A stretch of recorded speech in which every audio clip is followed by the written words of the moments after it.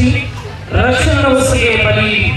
ఈ బలిలో బలిని అర్పించేవారు బలి వస్తువు రెండు క్రీస్తు ప్రభువే. కలువరిగిరిపై అర్పించబడిన ఏకైక చారిత్రాత్మక రక్షణ బలి ఆనాడు జరిగినది, ఈ రోజు జరుగుతూనే ఉన్నది. పరమ తండ్రికి సంపూర్ణ విధేయత చూపించారు యేసు. ఆ బాధామయ సేవకునితో మనందరము కలిసి ఉన్నాం. మన వ్యధలను, బాధలను, దుఃఖములను అన్ని యేసుని బలితో ఐక్యము చేసి తండ్రికి అర్పించుదాం. ఈ రోజు గురువు ధరించే ఎరుపు వస్త్రములు క్రీస్తు రక్షణ బలికి పరిపూర్ణ ప్రేమకు, హింసాభరిత మరణములకు గుర్తు. ఈనాటి ఆరాధనలో క్రీస్తు శిలువ మరణమును, దాని ఫలితములను మనము స్మరించుచూ ఉన్నాము. ఈనాటి క్రమంలో ప్రధానమైన భాగములు మూడు. మొదటిది దైవ వాక్యార్చనము, రెండవది శిలువ ఆరాధనము, మూడవది దివ్య సప్రసాద స్వీకరణం. ప్రవేశ సాంగ్యముతో ఇప్పుడు గురువు తన సహాయకులతో కలిసి సాష్టాంగ ప్రమాణము చేసి మానవాళి కొరకు బలి అయిన యేసు స్వామిని ఆరాధించబోతున్నారు. సాష్టాంగ ప్రమాణము అంటే సర్వేంద్రియములతో చేసే ఆరాధనకు గుర్తు. ప్రేమతో, కృతజ్ఞతతో ఈ ఆరాధనలో పాల్పంచుకున్నాం. దేవా, నిన్నే పూజింతుము, నిన్నే ఆరాధింతుము. నీ శిలువ మా రక్షణకు చిహ్నము. నీ శ్రమల మరణ ఉత్థానములను రాసి నిన్ను కీర్తింతుము. నీ శిలువ మరణము సకల మానవాళికి ప్రేమని నిన్ను భక్తితో ప్రణమిల్లి అందరము కూడా భక్తి శ్రద్ధలతో ఆ ప్రభువుని ఆరాధించుకుందాం.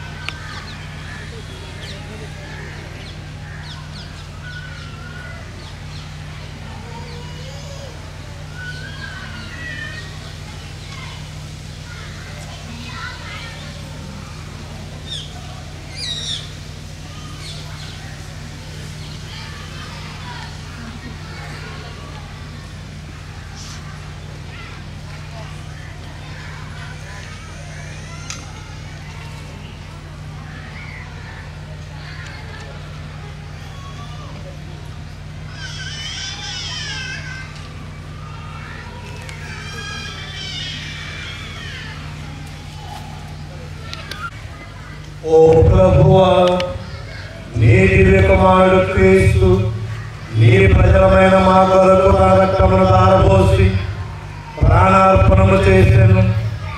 ఈ రీతిగా పవిత్ర క్రియ నెరవేర్చెను. ఈ పరమ రహస్యము పవిత్రపరచి సర్వదా రక్షించున్నట్లును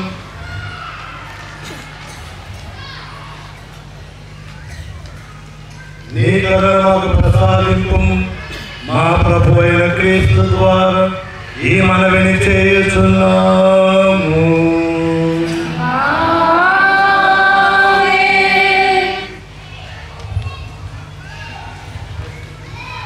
క్రీస్తునాథుని యందు మిక్కిలి ప్రియులకు సహోదరి సహోదరులారా, క్రీస్తు గురించి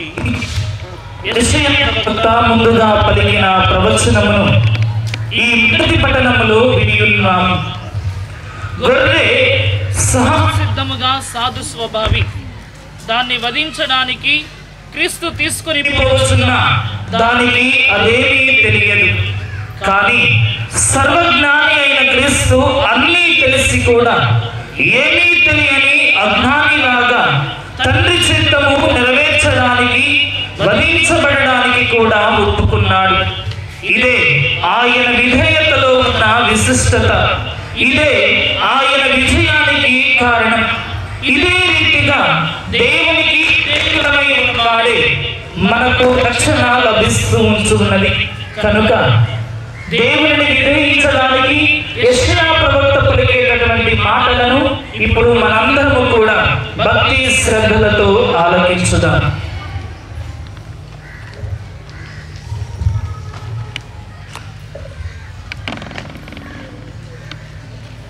పవిత్ర శుక్రవారము, క్రీస్తు పాటల సుస్మరణ దినము. మొదటి పఠనము యెషయా గ్రంథము 52వ అధ్యాయము 13వ వచనము నుండి 53-13వ వచనము వరకు. యెషయా గ్రంథము 52వ అధ్యాయము 13వ వచనము నుండి 53-13వ వచనము వరకు. ప్రభువు ఇట్లు పలుకుచున్నాడు, ఇదిగో నా సేవకుడు విజయమును పడేను, అతడు ఘనుడై ప్రశంసలు అందుకొనును. జనసమూహములు అతనిని చూసి విభ్రాంతి చేయను. అతడు వికృత రూపము దాల్చి ఉన్నందున నరుని వలె కనిపింపడయ్యను. కానీ ఇప్పుడు బహుజాతులు అతనిని రాల్చి విస్మయముందును.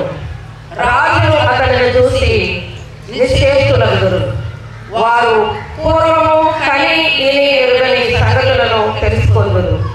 ప్రజలు బదులు చెప్పుదురు, మేమిప్పుడు విన్నవించు సంగతులను ఎవరు నమ్మిరి?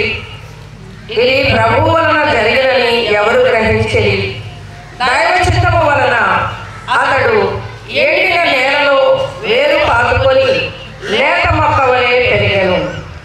అతనికి సౌందర్యము గాని చక్కదనము గాని లేదయ్యను. మనను ఆకర్షించు సొగసు ఏమీ అతనిలో కనిపింపదయ్యను. ప్రజలు అతనిని చిన్న చూపు చూసి తృణీకరించింది. అతడు విచారగ్రస్తుడు, పాదామయుడు అయినవాడు.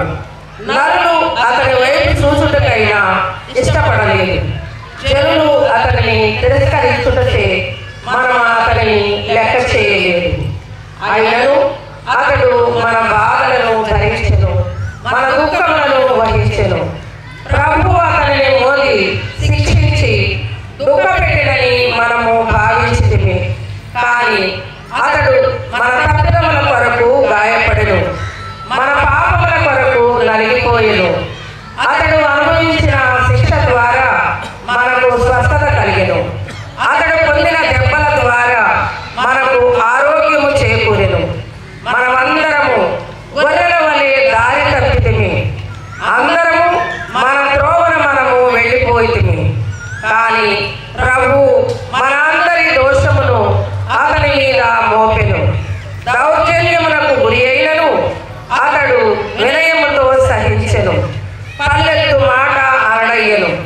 అతడు గొర్రె స్థానమునకు కొనిపోబడు గొర్రెపిల్ల వలె, ఉన్ని కత్తిరింపబడు గొర్రె వలె మౌనముగా ఉండేనే కానీ నోరు తెరవలేదు. అతని దౌర్జన్యము అన్యాయముగా కొనిపోయిరి. అతడి గతిని పట్టించుకున్న వారే లేరు. అతనిని నరికి సజీవుల లోకము నుండి తొలగించిరి. మన ప్రజల పాపముల కొరకు అతనిని వధించిరి. ఏ తప్పు చేయకున్నను, ఎన్నడూ అబద్ధము ఆడకున్నను అతనిని దుష్టుల ప్రక్కన పాతిపెట్టిరి, ధనవంతుని ప్రక్కన సమాధి చేసిరి. ప్రభు ఇట్లనుచున్నాడు, ఆయనను అతనిని బారాబరిని చేయవలనని నా సంకల్పము. అతని మరణము పాప పరిహార బలి అయ్యను. కనుక అతడు దీర్ఘాయువు పడచి పుత్ర పౌత్రులను చూసును. అతని ద్వారా నా సంకల్పము నెరవేరును. బాధలు ముగియగా మరలా ఆనందము చెందును. నీతిమంతుడైన నా సేవకుడు పెక్కు మంది దోషములను భరించును. అతనిని చూసి నేను వారి తప్పిదములను మన్నింతును. అతడు తన ప్రాణములను అర్పించెను, దుష్టుడుగా ఎంచబడెను. పెక్కు మంది దోషములను భరించి వారి పాపముల పరిహారము కొరకు విజ్ఞాపన చేసెను. కనుక నేను అతనిని గొప్పవాణిని చేయుదును. అతడు గనులలో ఒకడుగా గణింపబడును. ఇది ప్రభువు వాక్కు. దేవా ప్రతిక్షణం నిరంతరం నీ నామమునే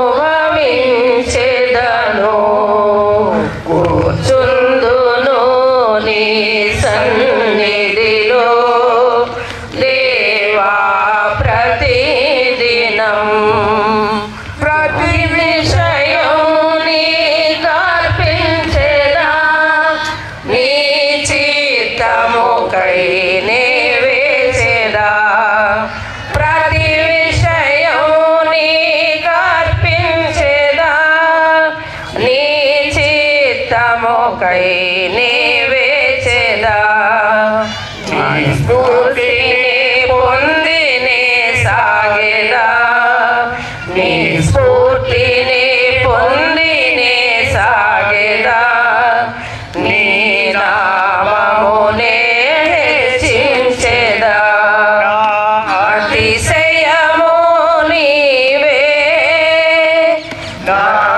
నాత్మయము నీవే నానందము నీవే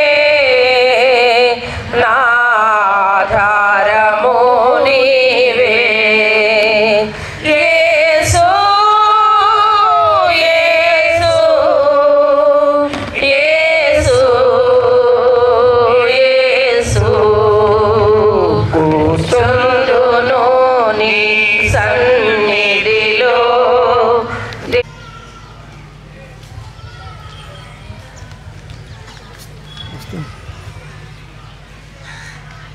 క్రీస్తునాథుని యందు మిక్కిలి ప్రియులకు సహోదరి సహోదరులారా, బలుల వలన దహన బలుల వలన యావే సంతృప్తి చెందున విధేయత వలన గాదా బలి అర్పించుట కంటే విధేయత మేలు అని తండ్రి దేవుడు పలికారు. తండ్రికి విధేయతను చూపించిన క్రీస్తు మనందరికీ విధేయతను గురించి ఆదర్శమును చూపించారు. ఆ విధేయత మన రక్షణ కార్యమైనది. ఈ రక్షణ మనము పొందాలంటే క్రీస్తుతో దేవునికి విధేయమై జీవించాలని ఈనాటి 2వ పఠనము మనకు బోధించుతూ ఉంటూ ఉండగా భక్తి శ్రద్ధలతో హెబ్రీయులకు రాయబడినటువంటి లేఖను మనందరము కూడా చదువుకుందాం. తన్ను అప్పగించుకున్నట ద్వారా శాశ్వత రక్షణకు మూలమాయేను.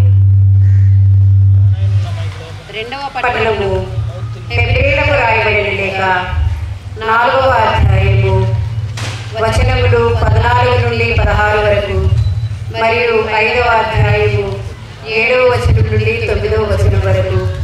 హెబ్రీయులకు రాయబడిన లేఖ 4వ అధ్యాయము వచనములు 14 నుండి 16 వరకు మరియు 5వ అధ్యాయము 7వ వచనం నుండి 9వ వచనం వరకు. సోదరులారా, ఆకాశ మండలము గుండా వెళ్ళిన దేవుని కుమారుడు యేసు అను గొప్ప ప్రధాన యాజకుడు మనకు ఉన్నాడు. కనుక మనము ఒప్పుకొని విశ్వాసములందు దృఢముగా నిలిచి ఉందము. మన బలహీనతలను గూర్చి సానుభూతి చూపలేని వ్యక్తి కాడు మన ప్రధాన యాజకుడు. అంతేకాక మన వలనే అన్ని విధములుగా శోధింపబడి పాపము చేయని వ్యక్తి మన ప్రధాన యాజకుడు. కావున ధైర్యవంతులమై మనము దయానిధియగు దేవుని సింహాసనమును సమీపితము. అచట మనము కృపను పొంది అవసరమునకు ఆదుకొనగల అనుగ్రహమును కనుగొందుము. తన ఇహలోక జీవితమున మృత్యువు నుండి తనను రక్షింప శక్తి కలిగిన దేవుని గూర్చి యేసు ఏడుపులతో కన్నీటితో పెద్దగా ఎలుగెత్తి ప్రార్థించెను.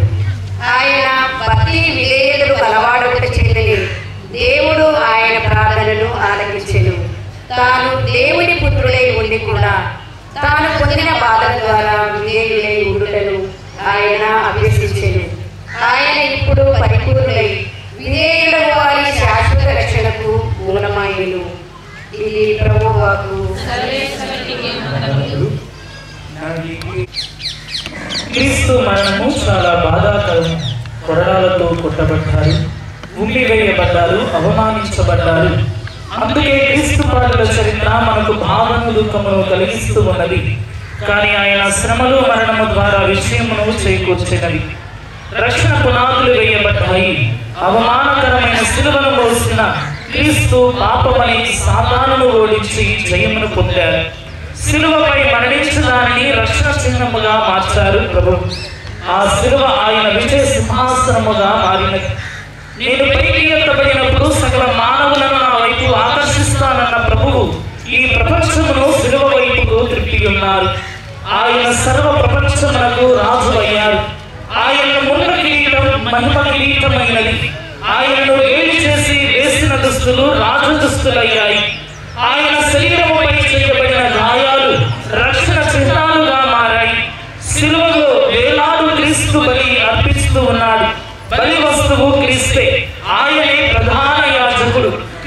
సిలువలో తన ఆత్మను తండ్రికి అప్పగించారు.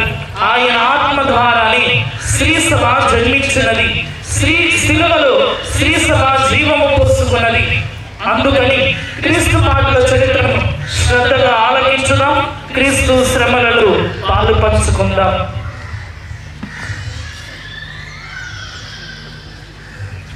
ప్రభు మీతో ఉండునుగాక. పునీత యోహాను గారు రాసిన శుభవార్తలోని భాగము. యోహాను సువార్త 18వ అధ్యాయము 1వ వచనము నుండి 19వ అధ్యాయము 42వ వచనము వరకు. యేసు తన శిష్యులతో కెద్రోను వాగు దాటి వెళ్ళెను. అక్కడ ఒక తోపు ఉండెను. ఆయన తన శిష్యులతో కలిసి అందు ప్రవేశించెను. యేసు తరచుగా తన శిష్యులతో అతడకు వెలుస్తూ ఉండును కనుక ఆయనను అప్పగింపనున్న యూదాకు ఆ స్థలము తెలిసి ఉండెను. యూదా సైనికులు, ప్రధానార్చకులు, పరిసయ్యులు బంట్రౌతులను వెంటబెట్టుకొని ఆ తోపులోకి వచ్చెను. వారు దివిటీలు, కాకడాలు, ఆయుధములను తీసుకొని వచ్చి అప్పుడు యేసు తనకు సంభవింపనున్నది ఎరిగి ముందుకు వచ్చి, మీరు ఎవరిని వెతుకుతున్నారు అని అడిగెను. నజరేయుడగు యేసును అని వారు సమాధానము ఇచ్చిరి. నేనే ఆయనను అని వారితో చెప్పెను. గురుద్రోహి యూదా వారితో ఉండెను. యేసు నేనే ఆయనను అని చెప్పగానే వారు వెనుకకు తగ్గి నేల మీద పడిపోయి ఆయన మరల మీరు ఎవరిని వెతుకుతున్నారు అని ప్రశ్నించెను. అందుకు వారు నజరేయుడగు యేసును అని పలికిరి. నేనే ఆయనను అని మీతో చెప్పి తిని కనుక మీరు నన్ను వెతుకుతున్నట్టు వీరిని పోనిండు అని యేసు తిరిగి చెప్పెను. నీవు నా కొసిగిన వారిలో ఒక్కరినైనను నేను పోగొట్టుకొనలేదు అను వాక్యము నెరవేరుటకు ఇట్లు చెప్పెను. సీమోను పేతురు తన యొద్దనున్న కత్తితో ప్రధానార్చకుని సేవకుని కుడి చెవి తెగ నరికెను. యేసు పేతురుతో, నీ కత్తిని వరలో పెట్టుము. తండ్రి నాకిచ్చిన శ్రమల పాత్రను నేను పానము చేయవలదా అని. అప్పుడు సైనికులు, సేనాధిపతి, యూదుల పౌండ్రవుతులు యేసును పట్టుకొని బంధించి అన్నా యొద్దకు తీసుకొని పోయి ఆ సంవత్సరము ప్రధానార్చకుడు కైఫాకు అతని మామ. ఈ కైఫా ప్రజలందరి కొరకు ఒకడు మరణించడం మేలు అని యూదులకు సలహా ఇచ్చిన వాడు. సీమోను పేతురును మరి యొక్క శిష్యుడును యేసు వెంట వెళ్ళిరి. ఈ శిష్యులకు ప్రధానార్చకునితో పరిచర్య ఉండుటచే అతడు యేసు వెంట ప్రధానార్చకుని ముంగిటలోనికి వెళ్ళిన. కానీ పేతురు ద్వారము వెలుపలనే ఉండిపోయింది. అప్పుడు ప్రధానార్చకునితో పరిచయం ఉన్న శిష్యుడు వచ్చి ద్వారపాలకురానితో చెప్పి పేతురును లోపలకు తీసుకుని వెళ్ళిన. ఆ ద్వారపాలిక పేతురితో, నీవును ఆ మనిషి శిష్యులలో ఒకటి కాదా అని అడిగింది. కాదు, నేను కాదు అని పేతురు బొంగెను. చలిగా ఉన్నందున బంట్రౌతులు సేవకులు మంట వేసి చలి కాచుకొనుచూ ఉండేది. పేతురును వారితో కలిసి చలి కాచుకొనుచూ ఉండేది. ప్రధానార్చకుడు యేసు శిష్యులను గురించి, ఆయన బోధకులను గురించి ఆయనను ప్రశ్నించగా, నేను అందరి ఎదుట బహిరంగముగా మాట్లాడి తిని యూదులందరూ సమావేశమగు ప్రార్థనా మందిరములోను దేవాలయములోనూ బోధించి తిని కానీ రహస్యముగా నేనేమీ చెప్పలేదు. నీవు నన్ను అడుగుట ఎందుకు? నేను వారికి ఏమి బోధించుతునో విన్న వారినే అడుగుము. నేను ఏమి చెప్పినది వారు ఎరుగుదురు అని యేసు పలికెను. యేసు ఇట్లు పలుక దగ్గర నిలిచి ఉన్న ఒక బంట్రౌతు ఆయన చెంపపై కొట్టి, ప్రధానార్చకునకు ఇట్లు సమాధానమునకు నీకెంతటి సాహసము అని. అప్పుడు యేసు, నేను పలికిన తప్పు అయినచ్చు అదేదో నిరూపించుము. కానీ నేను పలికిన సరి అయినచో ఎలా నన్ను కొట్టెదవు అని. పిమ్మట అన్న యేసును బంధములతో ప్రధానార్చకుడు కైఫా యొద్దకు పంపింది. సీమోను పేతురు కూర్చోమని అతడున్న వారు అతన్ని చూసి, నీవును ఆయన శిష్యుల్లో నీ వాడవు కావా అని అడిగి, అందుకు పేతురు బొంకుచు, నేను కాదు అని చెప్పాను. పేతురు చెవి తెగ నరికిన వాని బంధువును ప్రధాన అర్చకుని సేవకుడు అయిన ఒకడు, నీవు తోటలో ఆయనతో ఉండగా నేను చూడలేదా అని పేతురును అడిగాను. పేతురు నేను ఎరుగను అని బొంకెను. వెంటనే కోడి ముక్తెను. అప్పుడు వారు యేసును కైఫా యొద్ద నుండి అధిపతి మందిరంలోనికి తీసుకుని పోయి, అది తెల్లవారుజాము పాస్కా భుజించుటకై అడ్డుపడకుండుటకు వారు ఆ మందిరంలోనికి వెళ్ళలేదు. పిలాతు వెలుపలనున్న వారి యొద్దకు వచ్చి, ఏ నేరముపై మీరితని తీసుకొని వచ్చితిరి అని అడిగాను. ఇతడు నేరం చేసిన వాడు కానిచో మేము ఇతన్ని మీ చేతికి అప్పగించిన వారు కాము అని వారు పలికిరి. అందుకు పిలాతు, మీరే ఇతన్ని తీసుకొని వెళ్ళి మీ చట్ట ప్రకారము విచారింపుడు అని ఎవరికి మరణదండ విధించే అధికారము మాకు లేదు అని యూదులు చెప్పిరి. యేసు తాను ఎట్టి మరణము పొందబోతూ ఉన్నాడో సూచించి చెప్పిన మాట ఇట్లు నెరవేరి, పిలాతు మరణా మందిరంలోనికి వెళ్ళి యేసును పిలిపించి, నీవు యూదుల రాజువా అని అడిగాను. నీవే స్వయముగా ఈ మాట అనుచున్నావా, లేక ఇతరులు నన్ను గురించి నీతో ఇది చెప్పిరా అని యేసు తిరుగా ప్రశ్న వేసెను. అందుకు పిలాతు, నేను యూదులను అనుకొనుచున్నావా? నీ ప్రజలే ప్రధానార్చకులే నిన్ను నా చేతికి అప్పగించితిరి, నీవేమి చేస్తివి అని అడిగాను. నా రాజ్యం ఈ లోక సంబంధమైనది కాదు. నా రాజ్యం ఈ లోకమునకు చెందినచో నేను యూదుల చేతిలో పడకుండా నా అనుచరులు నా పక్షమున పోరాడిన వారు, కానీ నా రాజ్యం ఈ లోక సంబంధమైనది కాదు అని యేసు సమాధానమిచ్చింది. అందుకు పిలాతు, అట్లైన నీవు రాజువా అని అడిగింది. నేను రాజులని నీవే చెప్పుచున్నావు. నేను సత్యములకు సాక్ష్యమిచ్చుటకు జన్మించితిని, ఇందుకొరకే ఈ లోకమునకు వచ్చితిని. సత్య సంబంధులందరూ నా మాట ఆలకించురు అని ప్రత్యుత్తరమిచ్చెను. సత్యము అనగానేమి అని పిలాతు ఆయనను అడిగేది. పిలాతు ఇట్లు అడిగి మరలా యూదుల వద్దకు వెళ్ళి వారితో ఇట్లనెను, నాకు ఆయనలో ఏ దోషము కనిపించలేదు. పాస్కా పండగ సందర్భమున నేను ఒక బందీని విడుదల చేయు ఆచారం ఉన్నది కదా, యూదుల రాజులను విడుదల చేయమందురా అనెను. వారు మరలా కేకలు వేయిచు, ఇతనిని కాదు బరబ్బాను విడుదల చెయ్యడు అని. ఈ బరబ్బ బందిపోటు దొంగ. అప్పుడు పిలాతు యేసును కొరడాలతో కొట్టించెను.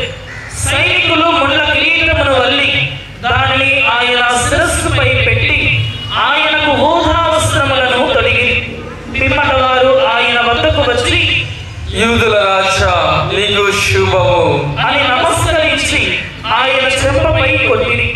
పిలాతు మరలా బయటకు వెళ్ళి ప్రజలతో, ఇదిగో ఈయనలో నాకు ఏ దోషము కనిపించలేదని మీరు తెలుసుకున్నటకు నేను మీ ఎదుటకు ఈయనను తీసుకొని వచ్చుచున్నాను అని చెప్పింది. అప్పుడు యేసు ముళ్ళ కిరీటమును ఊదా వస్త్రము ధరించిన వాడై బయటకు వచ్చాను. ఇదిగో ఆయన చూడుడు అని పిలాతు అనెను. ప్రధాన అర్చకులను బంధువులను ఆయనను చూసినంతనే వారిని సిలువ వేయుడు సిలువ వేయుడు అని కేకలు వేసిరి. ఈయన యందు నాకే దోషము కనిపించలేదు, మీరే ఈయనను తీసుకొని వెళ్ళి సిలువ వేయుడు అని పిలాతు చెప్పెను. అప్పుడు యూదులు, తాను దేవుని కుమారుని ఇతడు చెప్పుచున్నాడు కనుక మా చట్ట ప్రకారము ఇతడు చావలసినదే అని. అది విని పిలాతు ఇంకనూ ఎక్కువ భయపడి మరణా మందిరములోనికి వెళ్ళి యేసును, నీవు ఎక్కడి నుండి వచ్చితివి అని ప్రశ్నించింది. కానీ యేసు ఏమీ బదులు పలకలేదు. కనుక పిలాతు, నీవు నాతో కూడా మాట్లాడవా? నిన్ను విడిచిపెట్టకును సిలువ వేయుటకును నాకు అధికారం కలదని నీవెరుగవా అని. అందుకు యేసు, పైనుండి నీకు అధికారం ఇవ్వబడిన ఎడల నీకు నాపై ఏమాత్రము అధికారం ఉండేది కాదు. అందుచే నన్ను నీ చేతికి అప్పగించిన వాడు ఎక్కువ పాపము కట్టుకొనుచున్నాడు అని పలికింది. అంతట పిలాతు ఆయనను విడిచిపెట్టుటకు మరీ ఎక్కువగా ప్రయత్నింపసాగింది. కానీ యూదులు, ఇతనిని విడిచిపెట్టచో నీవు చక్రవర్తికి మిడుతుడు కావు, తనను తాను రాజు అని చెప్పుకునే వాడు చక్రవర్తికి విరోధి అని కేకలు వేసింది. పిలాతు ఈ మాటలు విని యేసును వెలుపలకు తీసుకుని వచ్చి రాళ్ళు పరచిన స్థలమునందు న్యాయపీఠముపై కూర్చుంది. దానిని హీబ్రూ భాషలో గబ్బతా అందురు. అది పాస్కా పండుగకు సిద్ధపడు దినము. ఇంచుమించు మధ్యాహ్నము 12 గంటల సమయము. పిలాతు యూదులతో, ఇదిగో మీ రాజు అనేను. అందుకు వారు, ఇతను చంపివేయుడు, ఇతనిని చంపివేయుడు, ఇతన్ని సిలువ వేయుడు అని కేకలు పెట్టిరి. పిలాతు వారితో, నేను మీ రాజును సిలువ వేయుదునా? అనేను. అందుకు ప్రధాన అర్చకులు, కైసరు తప్ప మాకు వేరే రాజు లేడు అని పలికిరి. అప్పుడు పిలాతు యేసును సిలువ వేయుటకు వారి చేతికి అప్పగించెను. అంతటా వారు యేసును తీసుకుని వెళ్ళి యేసు తన సిలువను మోసుకొని కపాలము అను స్థలమునకు వెళ్ళెను. దాని హీబ్రూ భాషలో గొల్గొతా అందురు. అక్కడ వారు యేసును సిలువపై కొట్టిరి. ఆయనకు ఇరువైపులా మరి ఇద్దరిని అంటే సిలువపై కొట్టిరి. నజరేయుడగు యేసు యూదుల రాజు అని రాసి పిలాతు ఆయన సిలువపై పెట్టించెను. యేసును సిలువేసిన స్థలము నగరమునకు దగ్గరగా ఉండటచే యూదులు అనేకులు దానిని చదివిరి. అది హీబ్రూ, లతీను, గ్రీకు భాషలలో రాయబడి ఉండెను.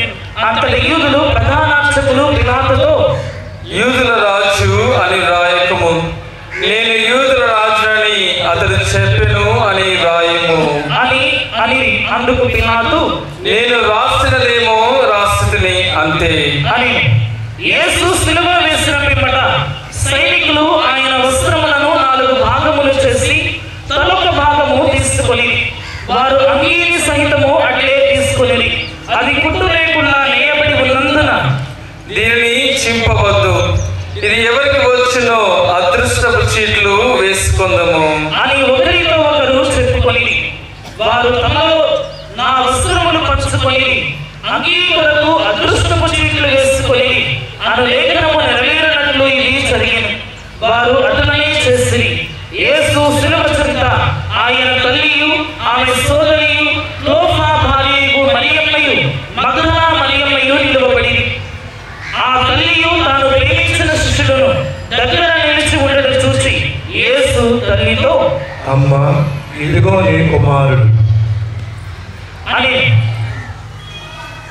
ఆ తరువాత ఇదిగో నీ తల్లి అని. శిష్యులు ఆ గడియ నుండి ఆమెను స్వీకరించి తన ఇంటికి తీసుకొని పోయిన పిదప యేసు అంతయు సమాప్తమైనదని గ్రహించి, నాకు దాహమగుతున్నది అని లేఖనము ఇట్లు నెరవేరెను. అక్కడ పులిసిన ద్రాక్షారసముతో నిండిన పాత్ర ఉండేది. వారు నీటి పాచిని ఆ రసములో ముంచి దానిని హిస్సోపు కోలకు తగిలించి ఆయనకు అందించింది. యేసు ఆ రసమును అందుకొని సమాప్తమైనది అని తల వంచి ప్రాణము విడిచెను. అందరము కూడా మోకరించుదాం.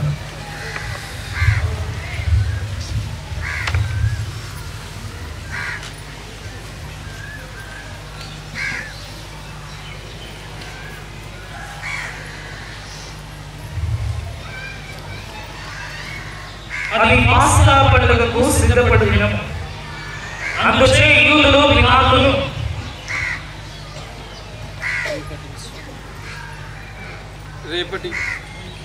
రేపటి విశ్రాంతి దినమున గొప్ప దినము.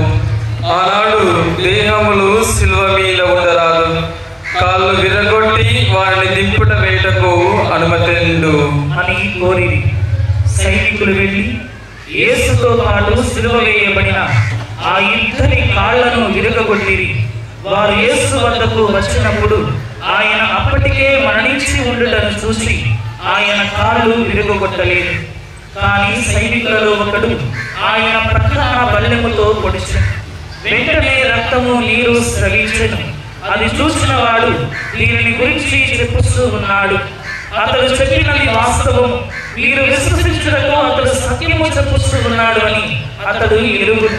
ఆయన ఎముకలలో ఒకటైనను విరగొట్టబడదు అను లేఖనము ఇట్లు నెరవేరెను. వారు తాము పొడిచిన వారి వంక వీక్షింతురు అను మరి యొక్క లేఖనమును ఇట్లు నెరవేరెను. పిమ్మట అరిమత్తయి యోసేపు పిలాతు వద్దకు వెళ్ళి యేసు భౌతిక దేహమును ఇయ్యగోరెను. యూదుల భయము వలన ఈ యోసేపు బహిరంగముగా కాక రహస్యముగా యేసు శిష్యుడై ఉండెను. పిలాతు అనుమతి నొసగా అతడు వెళ్ళి యేసు భౌతిక దేహమును తీసుకొని పోయెను. మొదట యేసును రాత్రి వేళ సందర్శించిన నికోదేము కూడా ఇంచుమించు 108 సేళ్ల పరిమళ ద్రవ్యమును అతడును తీసుకొని వచ్చెను. వారు యేసు భౌతిక దేహమును తీసుకొని యూదుల భూస్థాపన సంప్రదాయానుసారము దానికి పరిమళ ద్రవ్యమును పూసి నారవస్త్రముతో చుట్టిరి. యేసు సిలువ వేయబడిన చోట ఒక తోట కలదు. ఆ తోటలో ఎవడును ఎప్పుడును భూస్థాపితము చేయబడని ఒక క్రొత్త సమాధి ఉండేది. అది విశ్రాంతి దినమునకు యూదులు సిద్ధపడు దినము చేతని ఆ సమాధి సమీపమున ఉండట చేతను వారు యేసును అందు ఉంచిరి. ఇది ప్రభు సుశేషము.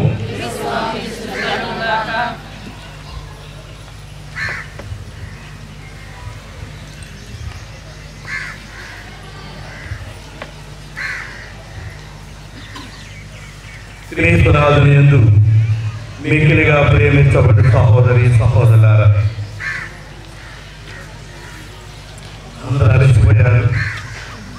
అవునా? అందరూ ఆకలితో ఉన్నారు, ఉపవాసం ఉన్నారు. మామూలుగా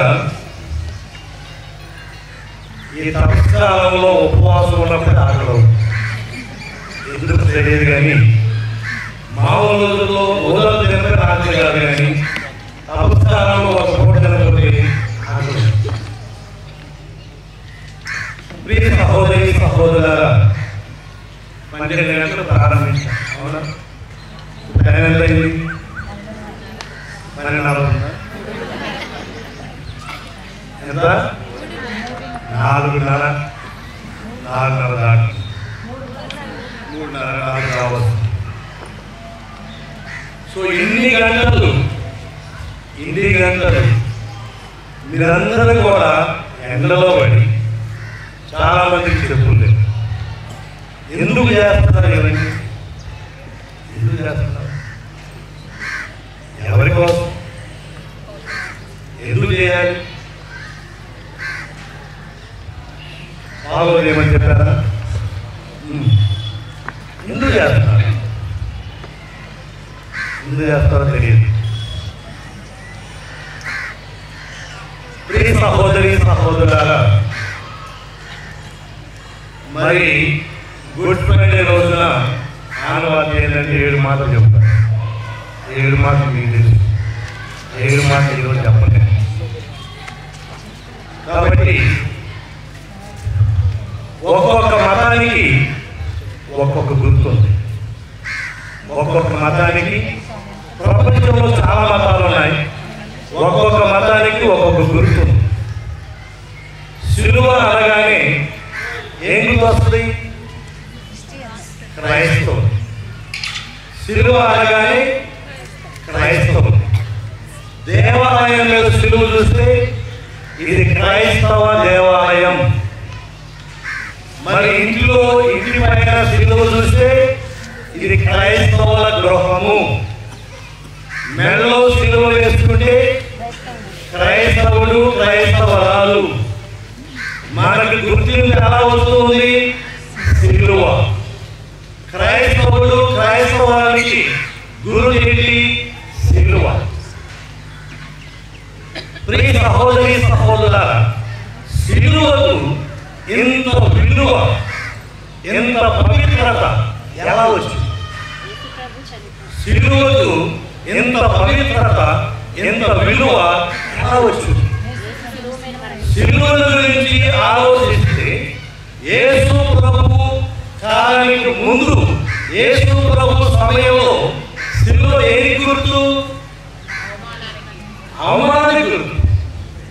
మరి ఎవరికి అవమానం? తప్పు చేసిన వాళ్ళకి, బందిపోటు దొంగలను. ఏంటంటే శిక్ష అనేది ఒక టాప్, ఆ తర్వాత వేరే శిక్ష లేదు. ఈరోజు మనకేంటి? ఉరి శిక్ష. ఈరోజు మనకి ఉరి శిక్ష. ఆ రోజుల్లో పెద్ద పెద్ద తప్పు చేసిన వాళ్ళని, బందిపోటు దొంగలని సిలువ మీద వేసేవాళ్ళు. అది ఒక అవమానకరమైనటువంటిది ఆ సిలువ. మరి యేసు ప్రభువుకి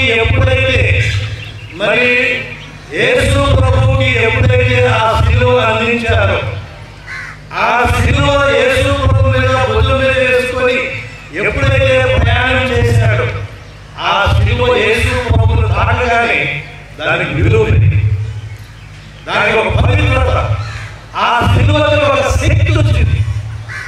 ఆ సిలువకి ఒక శక్తి, ఆ సిలువకు ఒక పవిత్రత, ఆ సిలువకు ఒక గౌరవము, మర్యాద వచ్చింది. ప్రియ సహోదరి సహోదరులారా,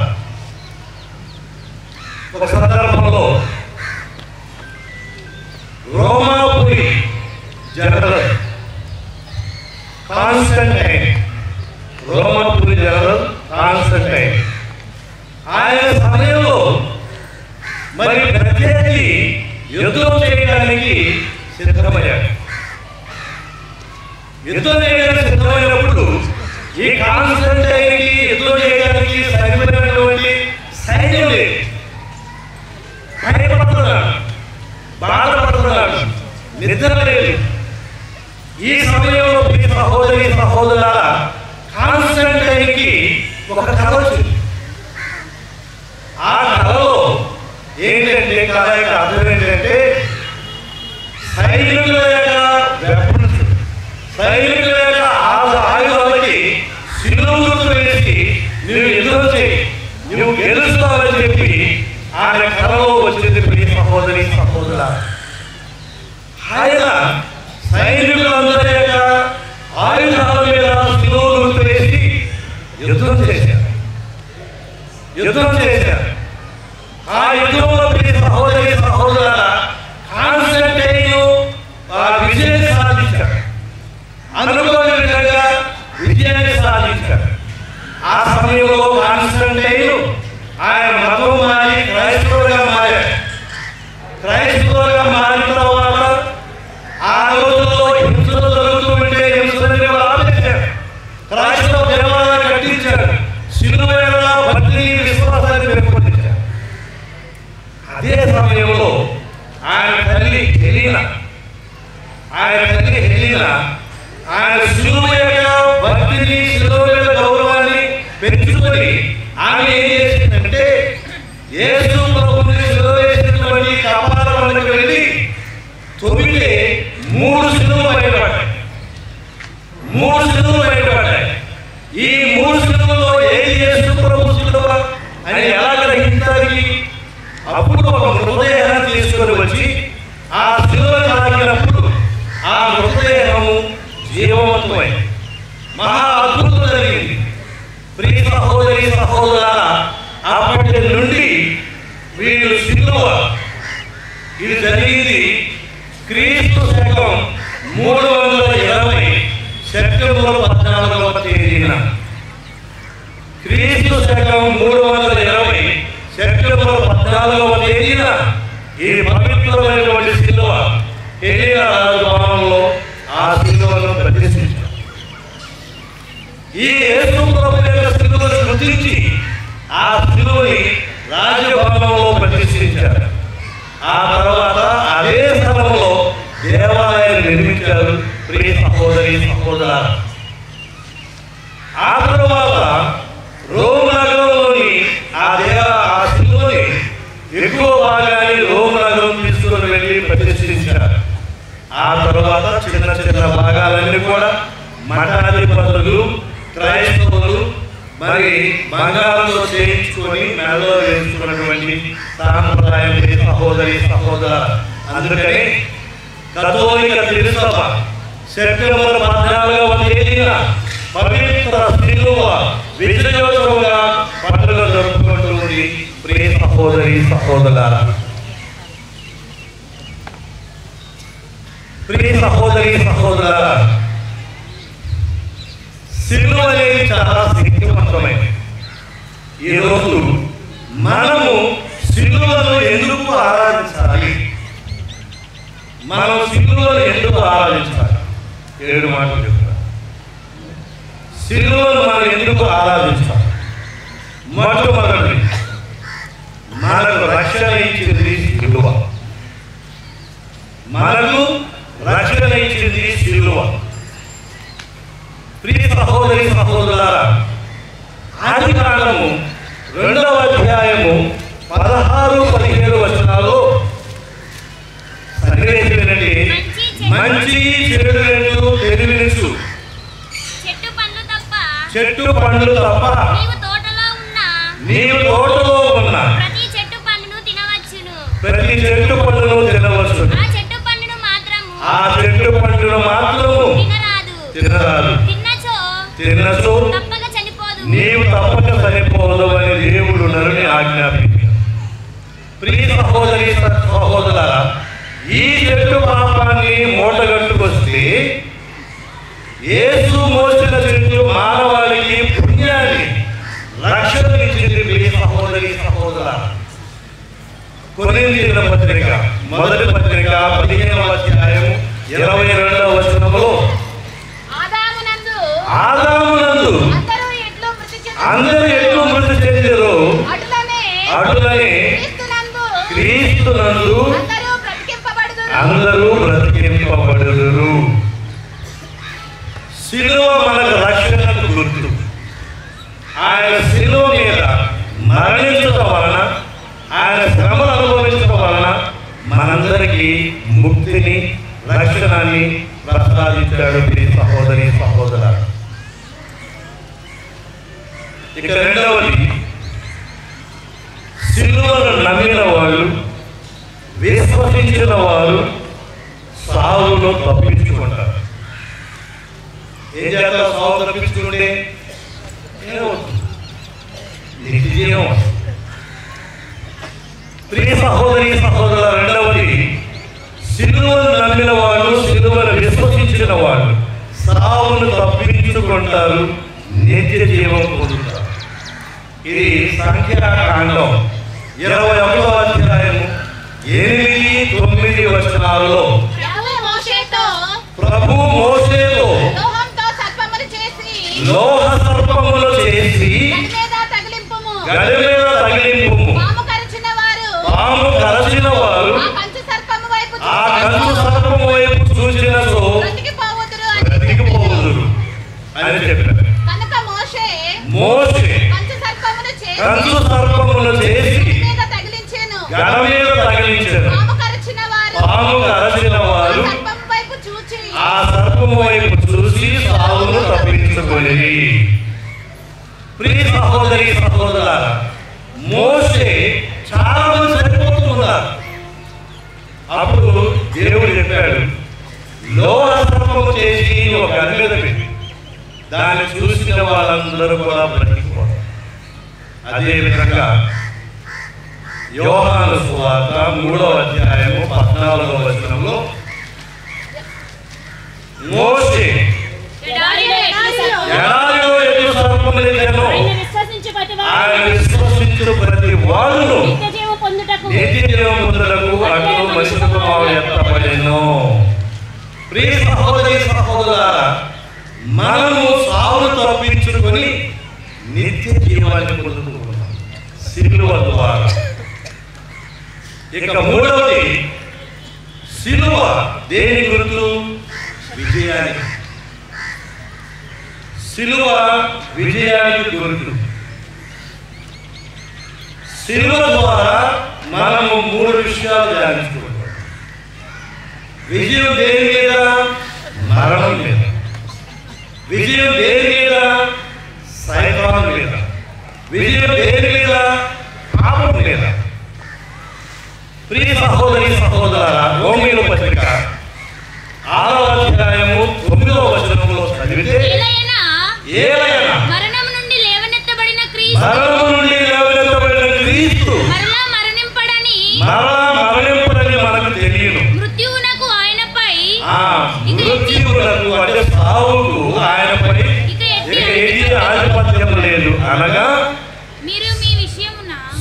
ద్వారా మరణంపై విజయం సాధించెను.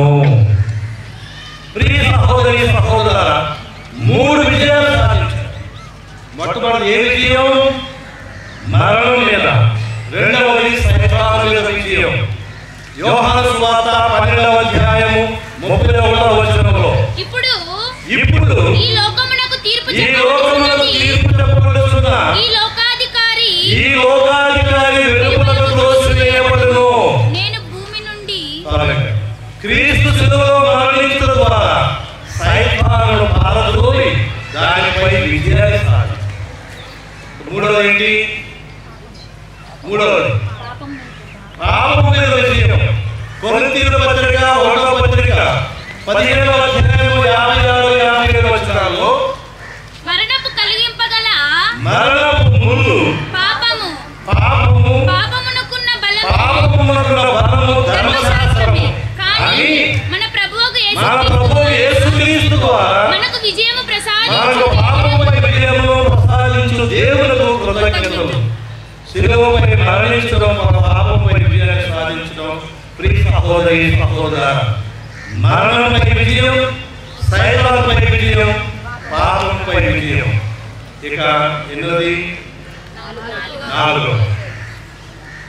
శిలువ శ్రమలను, బాధలను సూచిస్తూ.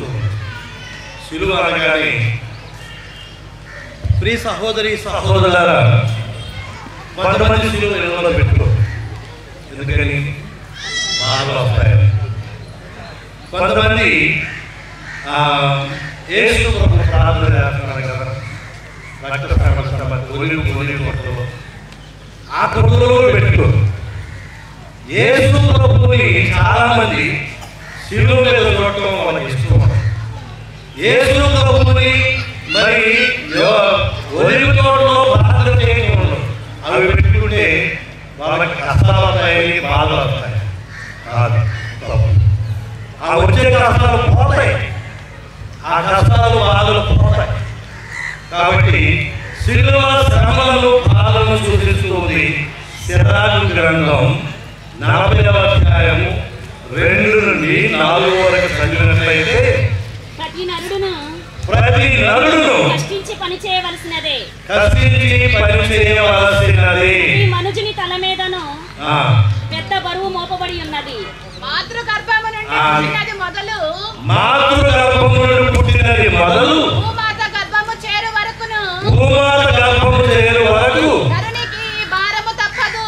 నరునికి ఈ బాధలు తప్పవు. సింహాసనమును అధిష్ఠించు రాజవంటి. అంటే పుట్టిన దగ్గర నుండి ఇటే వరకు మనిషికి బాధలు తప్పవు. 3వ వచనం. సింహాసనమును అధిష్ఠించు రాజు నుండి మట్టిలో పడి పొర్లాడు దరిద్రుని వరకును రాజవస్త్రములను కిరీటమును ధరించు ప్రభువు నుండి గోనెదాల్చు నిరుపేద వరకును ఈ శ్రమలు జీవితంలో ఉంటాయి. మనం అనుకుంటాం సాధువులకి ఏ కష్టాలను బాధలను అనుకుంటాం, రాజులకి ఏ కష్టాలను బాధలను అనుకుంటాం. ఎందుకు? మేము తెల్లంగి వేసుకుంటాం కాబట్టి వీళ్ళకి ఏం ఉండలేదు. రాజులు ఏంటి? మంచి మంచి వస్త్రాలు ధరించి, ఆభరణాలు ధరించి ఉంటారు. కొంతమంది ఉండేవాళ్ళు అన్ని వండిన వాళ్ళు వస్త్రాలు వేసుకుంటారు, బంగారం వేసుకుంటారు. వాళ్ళ కష్టాలు ఏమనుకుంటున్నారా? లేవు, అందరికీ ఉంటాయి. పుట్టిన ప్రతి మనిషికి చనిపోయేంత వరకు శ్రమలు, కష్టాలు, బాధలు ఉంటాయి. దానికి మనం ఒక నిదర్శనం యోబు చూస్తే ఆయన జీవితంలో ఎన్నో కష్టాలు పడ్డాడు. దేవుని నమ్ముకున్నాడు, దేవునికి ప్రియమైనటువంటి వాడు. ఆయన బిడ్డలు మరణించారు, పశువులు పోయాయి, గొర్రెలు పోయాయి, అన్నీ పోయాయి. చివరికి వ్యాధిగ్రస్తులయ్యాయి. అయినా కానీ ఆ శ్రమలు దేవుని నమ్ముకున్నారు కాబట్టి ఆ శ్రమలు భరించారు. దేవుని నమ్ముకున్న వారికి కష్టాల్లో, బాధల్లో, సమస్యల్లో మన దేవుని నమ్మం. దేవుని నమ్ముతాం, అంతాలు వేసుకోవడానికి పోతాం, కష్టాలన్నీ పోతపోయే దగ్గరికి పోతాం. అలాగోటి ఏ లేదు కూడా తప్ప. కాబట్టి మీ సహోదరి సహోదరులారా, ఇంకొకటి 4 అయిపోయింది కదా. 5వది, శిలువ సిలువ ఒక బలిపీఠం. సిలువ ఒక బలిపీఠం. హెబ్రీయుల పత్రిక 13వ అధ్యాయం 11 నుండి 12. యూదుల ప్రధాన యాజకుడు పాపములకు బలిగా అర్పించుటకు జంతువుల రక్తము పవిత్ర స్థలములోనికి తెచ్చును. కానీ జంతువుల శరీరము శిబిరము వెలుపల దహింపబడును. ఈ కారణమునే తన రక్తముచే ప్రజలను పాపము నుండి శుద్ధిపరచుటకు యేసు కూడా నగర ద్వారమునకు వెలుపలనే మరణించెను. ప్రియ సహోదరి సహోదరులారా, యూదుల ప్రధాన యాజకుడు జంతువులు అర్పించి రక్తాన్ని బలిపీఠంపై పోషించి పాప పరిహారం కొరకు అర్పించారు. క్రీస్తు కూడా శిలువలోని బలిపీఠంపై తన రక్తాన్ని బలిపీఠంగా మనందరికీ అర్పించారు. తర్వాత ఎన్నోది 6. శిలువ అనగానే సైతానుతో పోరాటం. తెలుసా, శిలువ అంటే సైతాను భయం. దేయం బట్టి వాళ్ళ దగ్గర శిలువ చేసుకొని వెళ్ళిపోతారు. సైతానుతో పోరాటం. 2 మార్గాలు ఉన్నాయి. మన బైబిల్లో చదువుతూ ఉన్నాం. ఏ మార్గాలు? లేదు, శ్రమల మార్గము, విచారణ మార్గం, ఇరుకు మార్గం. ఇది ఒక ఇరుకైనటువంటి మార్గం, దేవుని మార్గం. ఒకటి సులువైన మార్గం, సైతాను మార్గం. కాబట్టి ఈ 2 మార్గాలలో మనం ఏ మార్గాన్ని ఎన్నుకుంటూ ఉంటాం? ఇరుకైన మార్గాన్ని ఎన్నుకుంటారా? ఈ ఊరే మనకు విశాలంగా ఇల్లు ఇరుకుగా ఉంటాయన్నా విశాలంగా ఉన్నాం. దారి కూడా మనకు విశాలంగా ఉన్నాం. మనం పోయిన ఒకరైనా కానీ విశాలంగా ఉన్నాం. అంటే ఏంటంటే ఇరుకైన మార్గం అంటే శ్రమల మార్గం. ఇరుకైన మార్గం అంటే కష్టాలతో కూడినటువంటి మార్గం. కాబట్టి అదే శిలువ మార్గం. ఆ మార్గమే దేవుని యొక్క మార్గము. ప్రియ సహోదరి సహోదరులారా, తరువాత చివరిగా ఎన్నోది? 7వది ఏంటంటే శిలువను నమ్మిన వారికి రక్షణ. లేకపోతే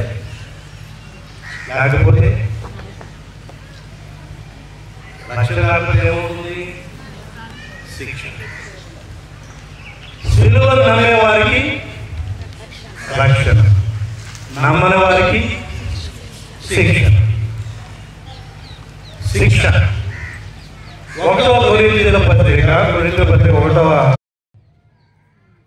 శిలువ జీవితంలో స్వస్థతని, ఆరోగ్యాన్ని ఇస్తుంది. కాబట్టి ప్రియ సహోదరి సహోదరులారా, మనకు శిలువ ద్వారా శిలువ అనగానే మనకి ఏం గుర్తొస్తే ఒక కమ్యం అడ్డంగా, ఇంకొకటి నిలువుగా, ఒక మొద్దు నిలువుగా ఉంటుంది, ఇంకొక మొద్దు అడ్డంగా ఉంటుంది. దీనికి ఏం చెప్తారంటే నిలువుగా ఉన్నటువంటిది దేవుని ప్రేమ, నిలువుగా ఉన్నది దేవుని ప్రేమ, అడ్డంగా ఉన్నది సోదర ప్రేమ. యేసు ప్రభువును ఎంతగా ప్రేమించాడంటే శిలువగా చూడండి, తెలుసు చూసారా? శిలువ ఎంతగా ప్రేమించాడు దేవుడు యేసు ప్రభు.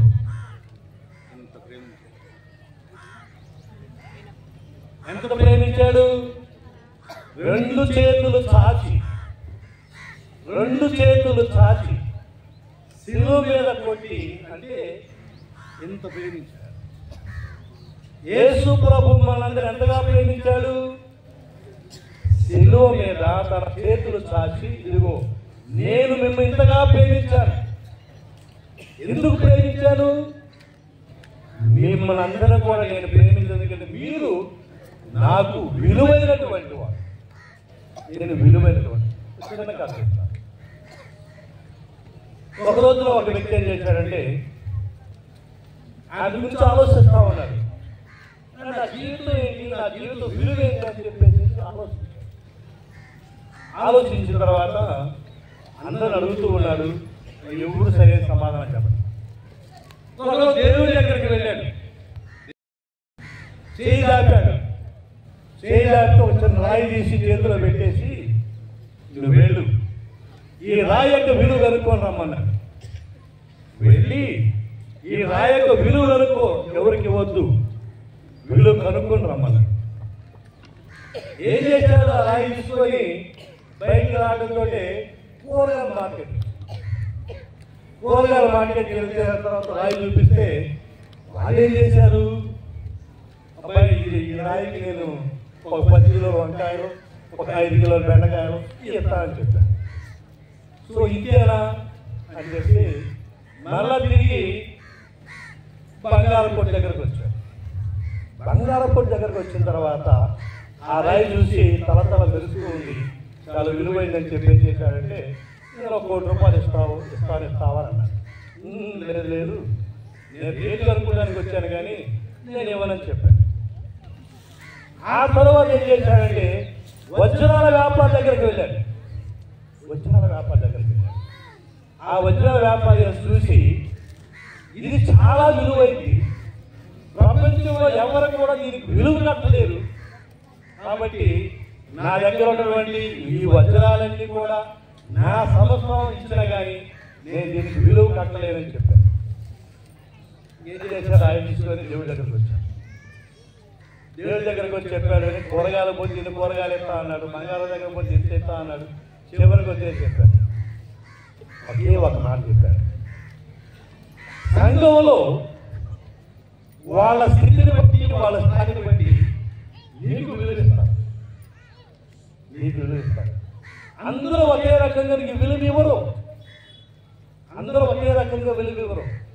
వాళ్ళకున్నటువంటి జ్ఞానాన్ని బట్టి, వాళ్ళ స్థితిని బట్టి, వాళ్ళ స్టేటస్ని బట్టి ఒక్కొక్క వ్యక్తికి ఒక్కొక్క విలువ ఇస్తారు.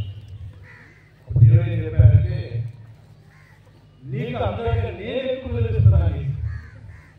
గుర్తుపెట్టుకున్న సహోదరులారా, నేను నిన్నుగా గుర్తించి గౌరవించేది నేను ఒక్కడిని. మనందరినీ కూడా మనల్ని మనగా కొంతమంది చేస్తాం, మనం ఎర్రగా బుర్రగా ఉండే చేస్తాం, వాళ్ళు మనం గౌరవిస్తాం. డబ్బులున్న వాళ్ళు మనం గౌరవిస్తాం. డబ్బులున్న వాళ్ళు మంచి పనులు చేసుకుని ఆడుతుంటే గబగబా కూర్చొని అంటాం. అదే పట్టికి పేదలు అంతే నిలబెడతాం. కాబట్టి ప్రియ సహోదరులారా, మనలాగా మనకున్నటువంటి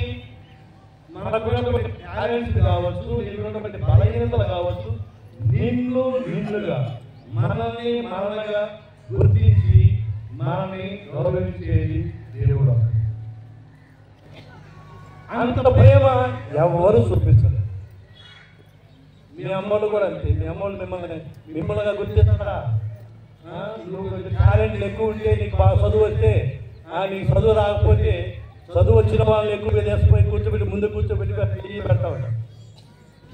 ఆ మార్కులు తక్కువ వచ్చి అనుకో, వాళ్ళు దూరంగా ఉంచు.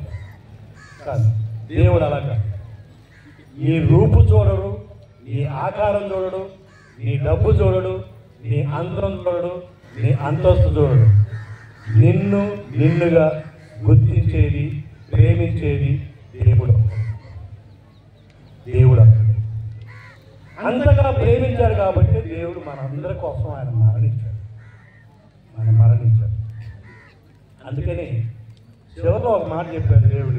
యేసు ప్రభువు ఏం చెప్పాడంటే, నేను మిమ్ము ఏ విధంగా ప్రేమించానో అదే విధంగా మీరు కూడా ఒకరినొకరు అదే విధంగా ప్రేమించుకోనండి.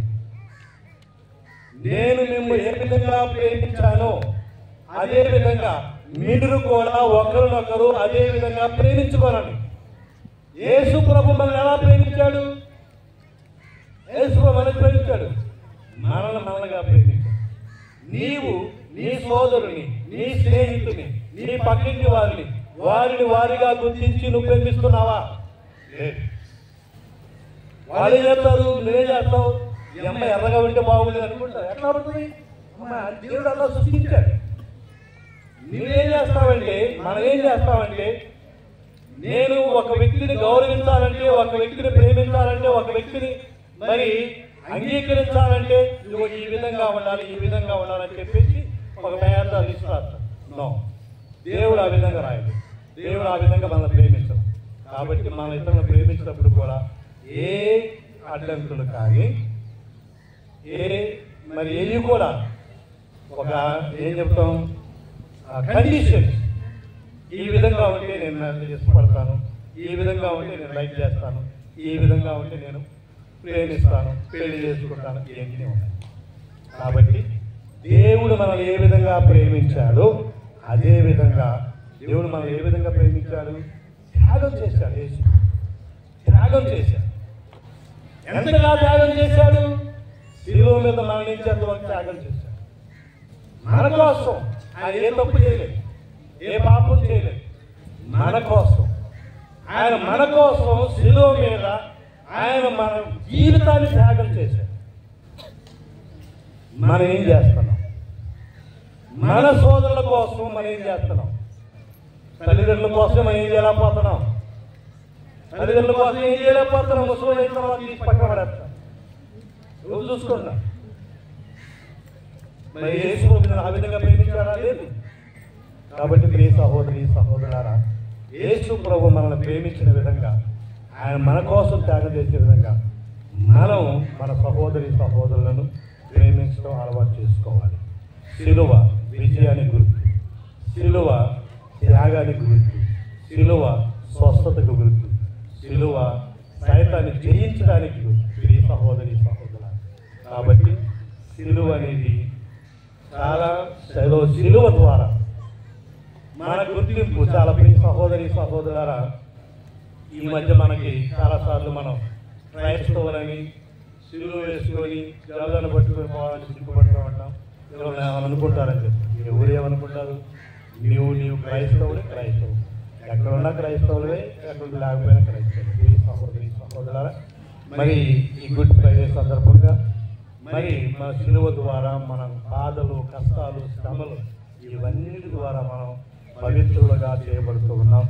దేవుడు మనం దీవించి ఆశీర్వదించాలని ప్రార్థించుకున్నాం.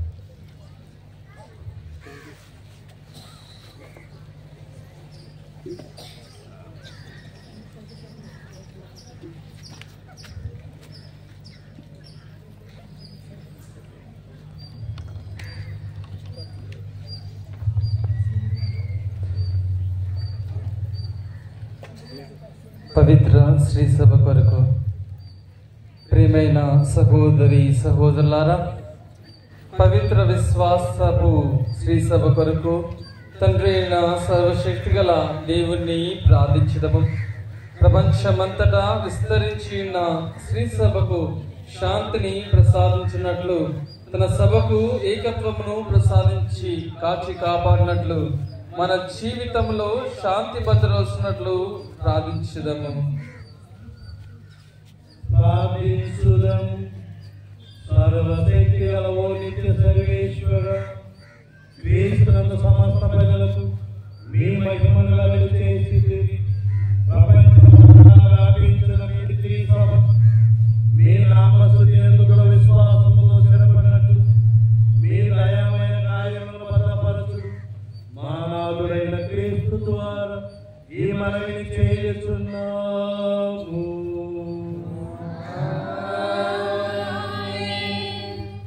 జగద్గురు కొరకు మన పరిశుద్ధ జ్ఞానపిత అయిన ఫ్రాన్సిస్ జగద్గురు కొరకు ప్రార్థించదము. అతనిని అపోస్తుల వారసుడిగా ఎన్నికైన మన ప్రభు అయిన సర్వేశ్వరుడు దైవ ప్రజలను పరిపాలించే నిమిత్తము అతనికి ఏ హాని జరగకుండా కాపాడమని ప్రార్థించదము.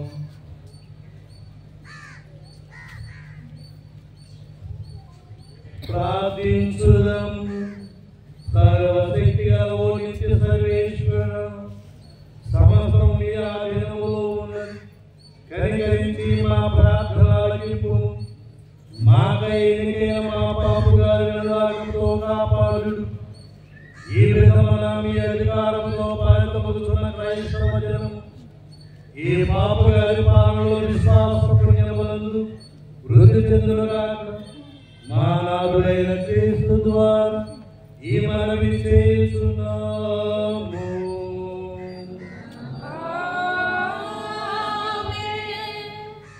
సమస్త అభిషేకుల కొరకు, విశ్వాసులలో వివిధ పరిచారముల కొరకు,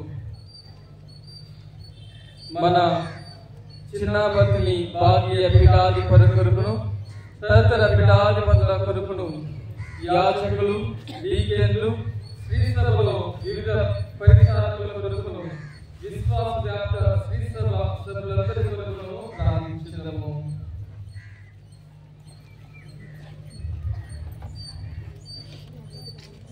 సర్వశక్తి గల ఓ నిత్య సర్వేశ్వరుడా, మీరు యావత్ సత్య శ్రీ సభను పవిత్రపరచి పాలించుతున్నారు.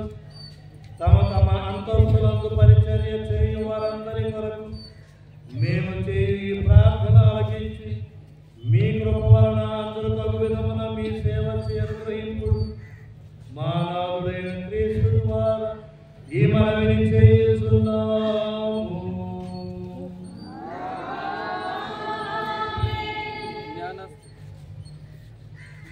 జ్ఞానస్నాన అభిలాషకుల కొరకు, జ్ఞానస్నానం పొందు వారి కొరకు ప్రార్థించదము. మన ప్రభు అయిన దేవుడు వారి మృద తలంపులను విని వారిని తన ఎదుటకు పాత్రలుగా చేయనుగాక. తమకు నూతన జన్మను ప్రసాదించు జ్ఞానస్నానము ద్వారా వారు పాప విమోచన పొంది క్రీస్తుతో ఐక్యమవునట్లు ప్రార్థించదము. సర్వశక్తి గల ఓ నిత్య సర్వేశ్వరుడా, మీరు మీ సత్య సభకు క్రొత్త సంతానము నిరతము ప్రసాదించుతున్నారు. మీ సభలో ప్రవేశించు తయారవుతున్న మా సోదరుల విశ్వాసమును జ్ఞానమును అధికము చేయము.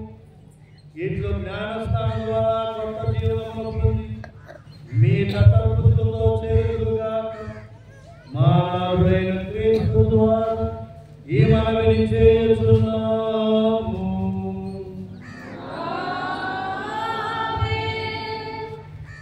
క్రైస్తవ సమైక్యత కొరకు, క్రీస్తును నమ్ముకున్న మన సహోదరి సహోదరులందరి కొరకు ప్రార్థించుదాము. సత్యమునందు జీవించు వారిని మన కర్తయ్యకు సర్వేశ్వరుడు ఒకటిగా సమకూర్చుచు తన ఏకైక శ్రీ సభలో వారు చేర్చుకున్నట్లు ప్రార్థించుదాము.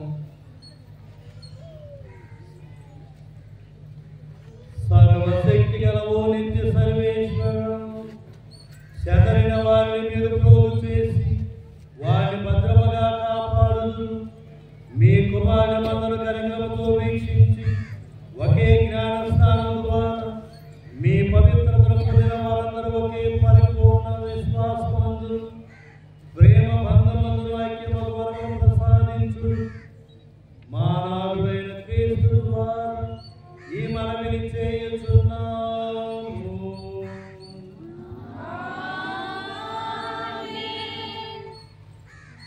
యూదా ప్రజల కొరకు, యూదా ప్రజల కొరకు ప్రార్థించుదాము. మన ప్రభువు అయిన దేవుడు ప్రప్రదముగా వారితో మాట్లాడను కావున వారు సర్వేశ్వరుడు నమ్ము పట్ల భక్తియు అతని నిబంధన పాటించులో విశ్వసనీయతయు కలిగి జీవించినట్లు ప్రార్థించుదాము.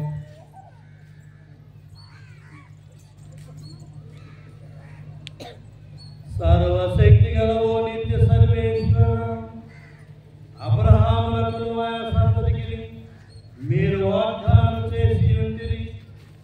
మీరు మొట్టమొదట ఎన్నుకున్న ప్రజలు రక్షణ పరిపూర్ణతను పొందయోగ్యమైనట్లుగా సత్య సమ చేయు ప్రార్థనతో ఆలకింపుడు మా నాథుడైన క్రీస్తు ద్వారా ఈ మనవిని చేస్తున్నాము.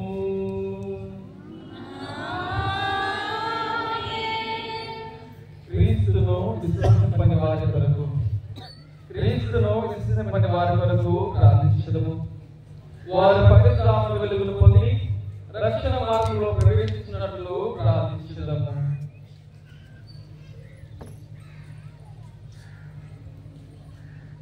సర్వశక్తి గలవో నిత్య సర్వేశ్వర, క్రీస్తునందు నమ్మకం లేని వారు మీ సమక్షములో నీతి మార్గమందు ప్రవర్తించుచు సత్యమును కనుగొనట్లు మేము పరస్పర సోదర ప్రేమ యందు అభివృద్ధి చెందుచు జీవనమును పరిపూర్ణముగా పొంద ఆసక్తి పొందయండి. భూలోకములో మీ ప్రేమకు ఉత్తమ ప్రాయులకు అనుగ్రహింపుడు మా నాథుడైన క్రీస్తు ద్వారా ఈ మనవిని చేయుచున్నాము.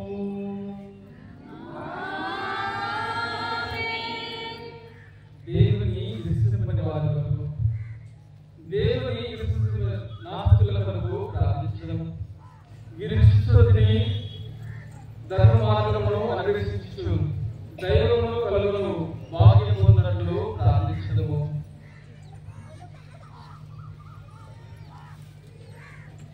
సర్వశక్తి గలవో నిత్య సర్వేశ్వర, ప్రజలందరూ మేము వెదకి కనుగొనుటకును మీ సేవ యందు శాంతి సుఖమును పొందుటకును వారిని సృజించితిరి. ఈ లోక ప్రతిబంధకములో చిక్కుకున్నందరూ మీ ప్రేమ చిహ్నములను మీ అనుచరుల ఆదర్శ క్రియలుగా మీరే నిజ దేవుడని మానవ జాతి కర్త అని తెలుసుకొని ఆనందించు మీ సేవ చేయు భాగ్యమును వారికి ప్రసాదించు. మా నాథుడైన క్రీస్తు ద్వారా ఈ మనవిని చేయుచున్నాము.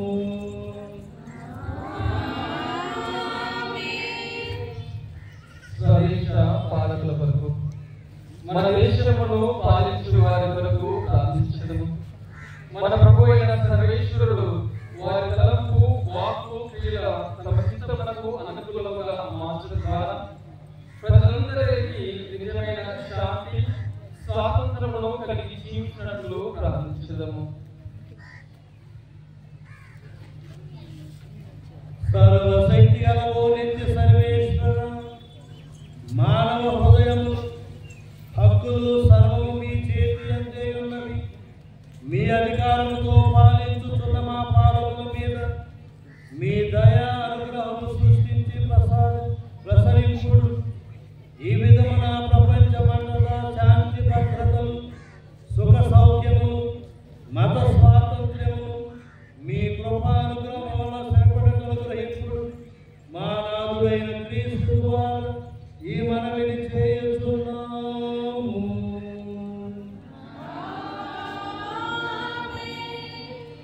వ్యాధి బాధలకు గురైన వారి కొరకు, సోదరులారా, సర్వశక్తి గల తండ్రి అయిన సర్వేశ్వరుని ప్రార్థించడం. అతడు భూలోకమును సకల దోషముల నుండి విడిపించినట్లును అన్యాయముగా తమ స్వేచ్ఛను కోల్పోయిన వారు మరలా స్వేచ్ఛ పొందినట్లును ప్రయాణికులను పరదేశమునందు వారు సురక్షితముగా గమ్యము చేరినట్లును ఆకలి పీడితులకు ఆదరణను, వ్యాధిగ్రస్తులకు ఆరోగ్యమును, మరణమున్న వారికి రక్షణను కల్పించినట్లు ప్రార్థించడము.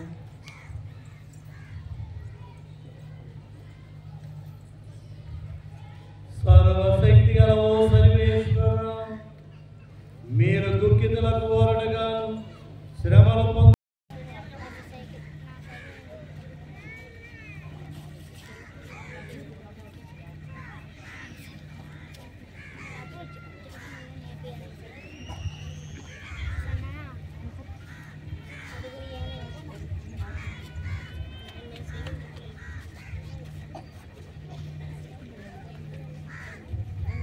ఇదిగో సిలువమ్రాను, దీని యందే లోక రక్షకుడు వేలాడెను.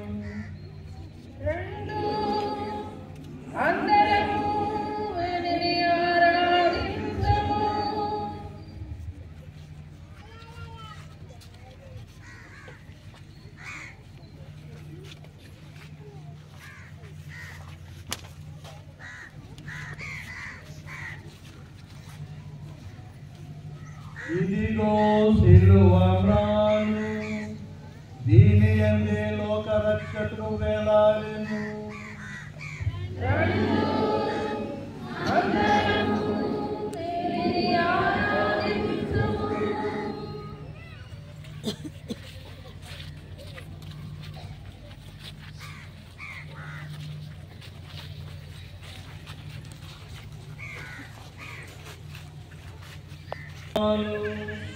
దీనేందే లోక రక్షకుడు వేలాడెను.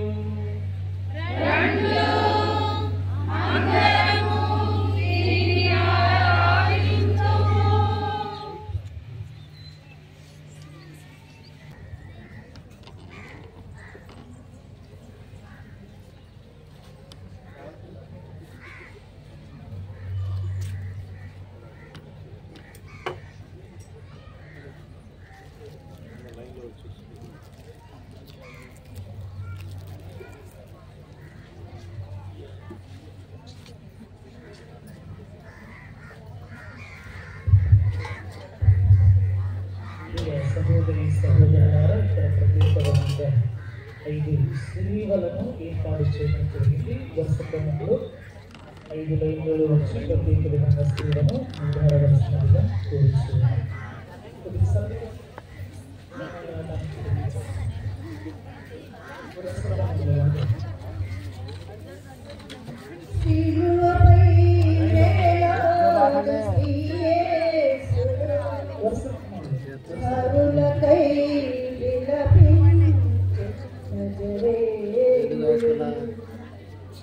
దేవుడు చిందించిన తులిరదారలే ఈ జగతిని విమోచించు జీవదారలు సిలువపై వేలాడు శ్రీయేసుడు నరులకై విలపించే నజరేయుడు ఆ దేవుడు చిందించిన తులిరదారలే ఈ జగతిని విమోచించు జీవదారలు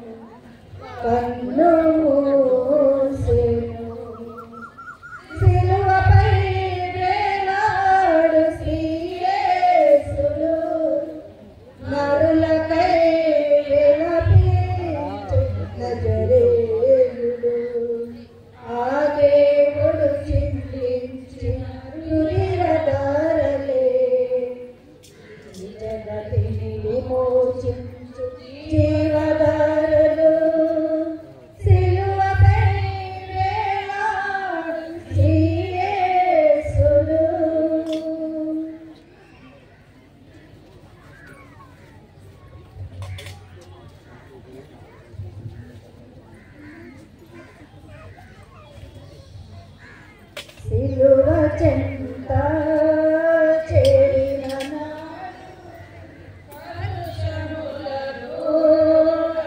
అడిగివేయో శిలువ చెంత చేరిన నాడు హర్షములను అడిగివేయో పౌలవలెను శిలావలెను పౌలవలెను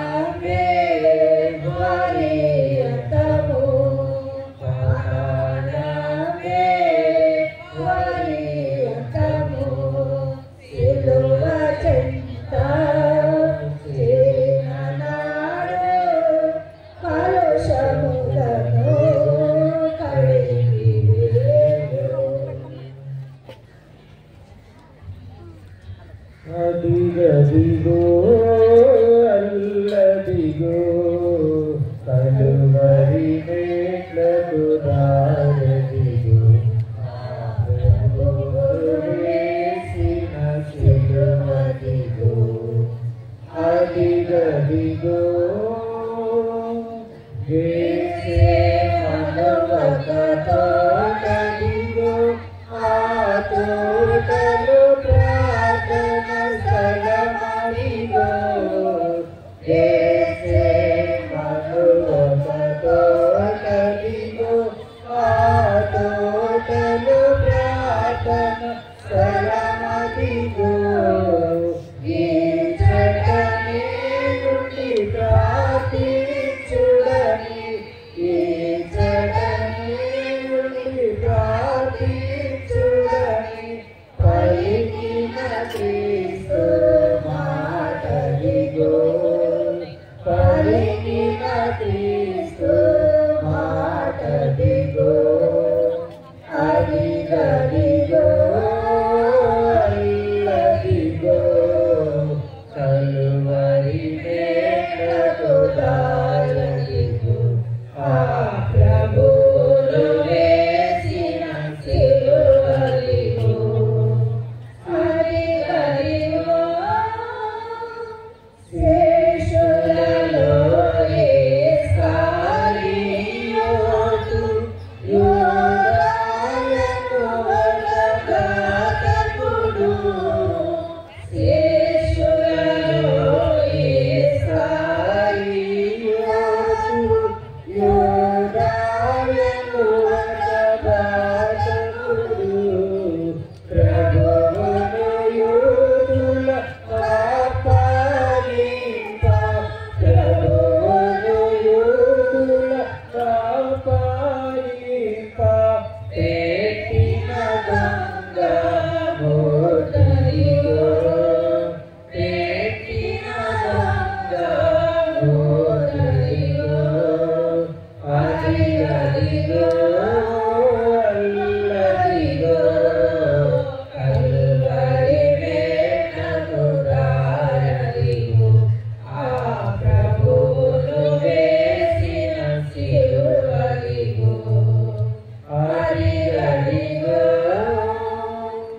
లేఖనము నెరవేరుటకై ఈ లోకపు పాపము పోవుటకై లేఖనము నెరవేరుటకై ఈ లోకపు పాపము పోవుటకై పావన యేసుని రక్తము కొరకై పావన యేసుని రక్తము కొరకై మోపడిరో కలమోటదిగో మోపడిరో కలమోటదిగో అదిగదిగో అల్లదిగో కలువరి మెట్లకు దారదిగో ఆ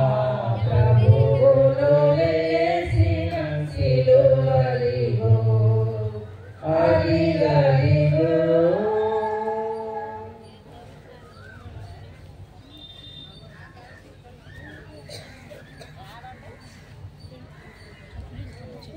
దైవతనయా క్రీస్తునాదుండా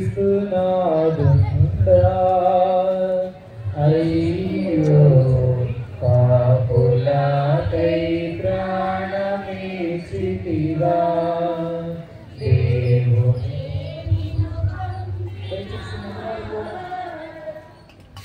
మగవారు కూడా ఇచ్చి దయచేసి అందరూ కూడా ముందుకు వచ్చి శ్రీలను ఉండాలి ఆరాధించవలసిందిగా తెలుసు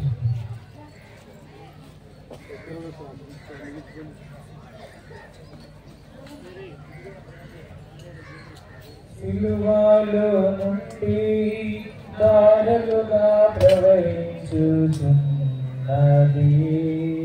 ఆత్మల నింపుచున్నది సజీవ జలనిధి సిలువలో నుండి దారులుగా ప్రవహించుచున్నది ఆత్మలని పోషున్నది సజీవ జలనిధి జీవ జలనిధి సజీవ జలనిధి జీవ జలనిధి సజీవ జలనిధి సిలువలో నుండి దారులుగా ప్రవహించుచున్నది ఆత్మలని కూర్చున్నది సజీవ జలనిధి ఎండిన ఎడారిని బండగనైన గుండెను ఎండిన ఎడారిని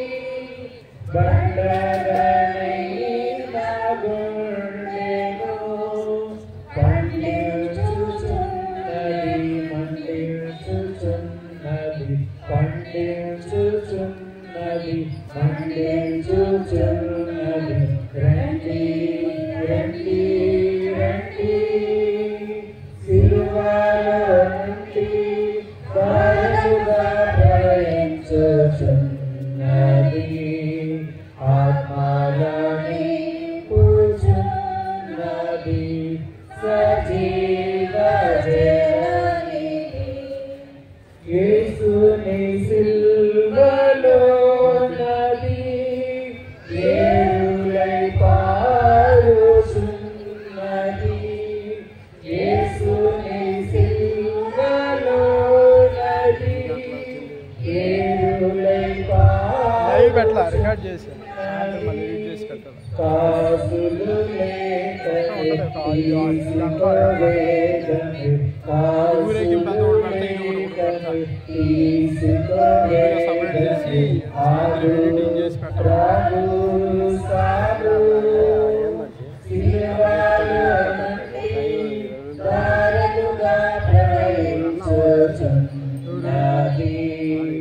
ఆత్మలని కూర్చున్నది సజీవ జలనిధి దాహములున్న వారికి దాహము తీర్చుచున్నది దాహములున్న వారికి దాహము తీర్చుచున్నది పానము చేయుడి దానము నీకిది పానము చేయుడి దానము నీకది శాంతి శాంతి శాంతి సిలువలో నుండి దారులుగా ప్రవహించుచున్నది ఆత్మలని పూజున్నది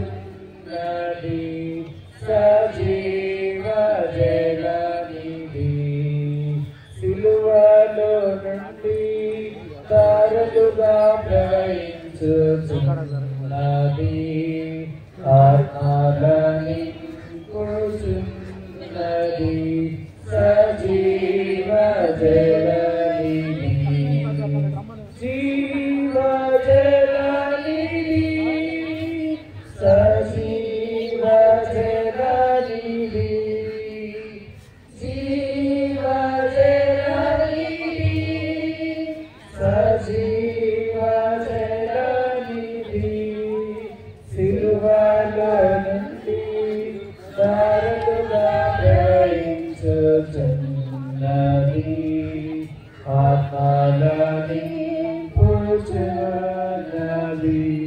సజీవ జలనిధి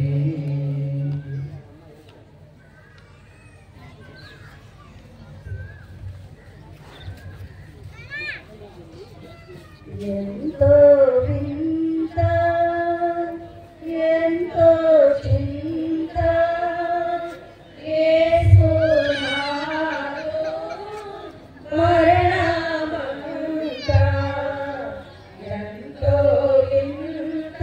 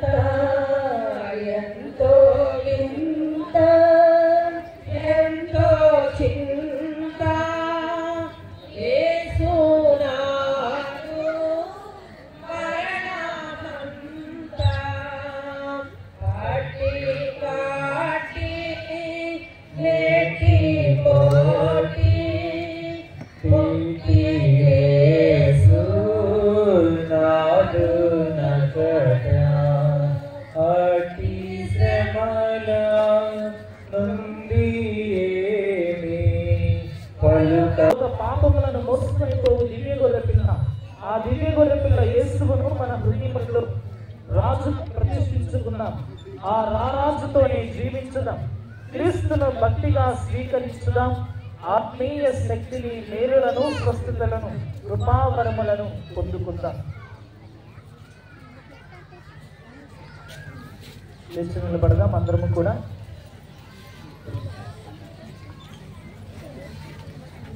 సహోదరి సహోదరులారా, ప్రభు నేర్పిన పర్లోక ప్రార్థనలు అందరం కూడా చేతులుతారు. భక్తితో విశ్వాసంతో ప్రార్థిస్తుంది. పరలోకమందున్న మా యొక్క తండ్రి,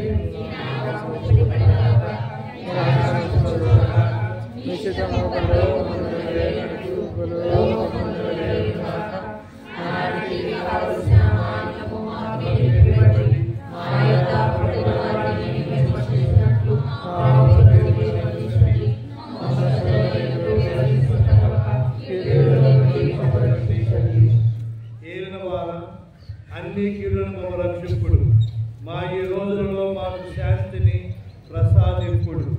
మీ దయా అనుగ్రహము వలన మేము పాపము నుండి విముక్తులమై ఎట్టి గాథలకు గురి కాకున్నట్లు చేయుడు. మేము మోక్షానందమును మా రక్షకుడైన యేసు క్రీస్తు ఆగమమును నిరీక్షించుచుందుము.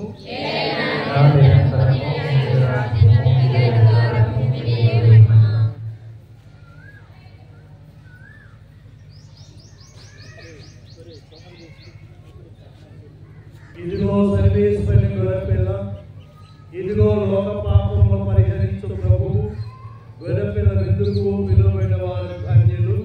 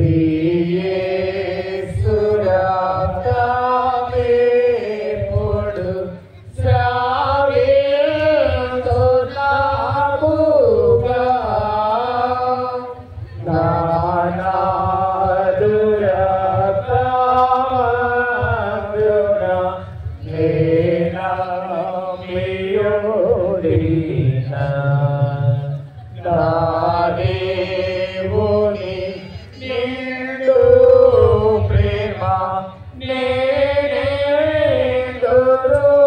చేరగా యేసుతో నాకు వారుగా ఆశీర్వచవగా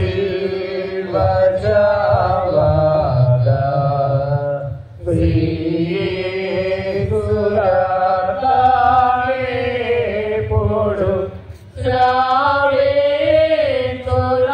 శ్రావితులాకుగా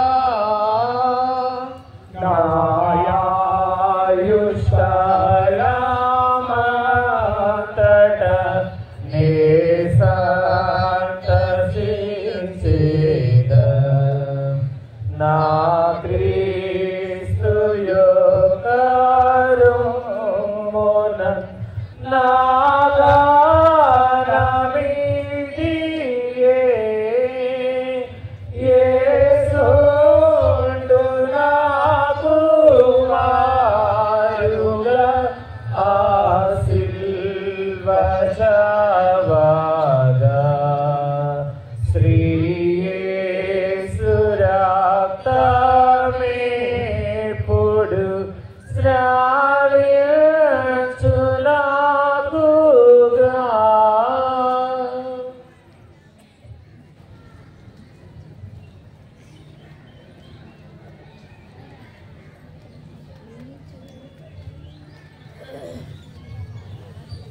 నీ చేతిలో రొట్టెలు ఏనయ్యా, ఏడు యేసయ్యా.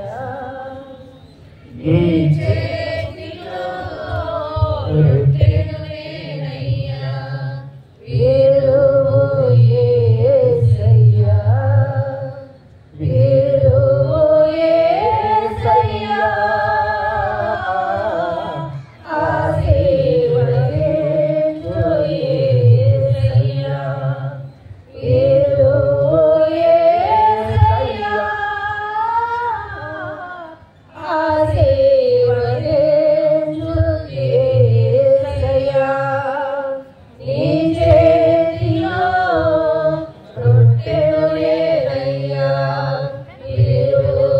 యేసయ్యా,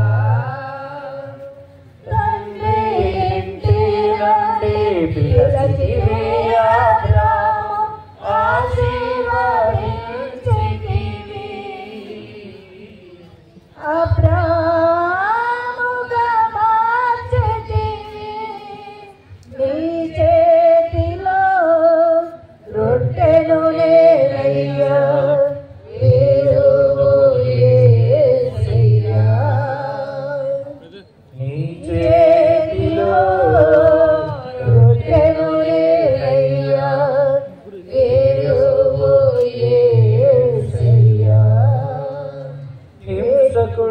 దోషకుడు ప్రత్యేక విధంగా ఈ పవిత్ర శుక్రవారం రోజు పవిత్ర సాంఘికలను నిర్వహించడానికి మన ఆహ్వానాన్ని మన్నించి మన మధ్యకు విచ్చేసి వచ్చి మన కోసమై ప్రార్థించినటువంటి బోధించినటువంటి మన ప్రియతమ గురువులు రెవరెండ్ ఫాదర్ రీపూడి రాయప్ప గారు ప్రత్యేక విధంగా అందరం కూడా వీరికి గట్టిగా కరతాళంతో కృతజ్ఞతలు తెలియజేద్దాం.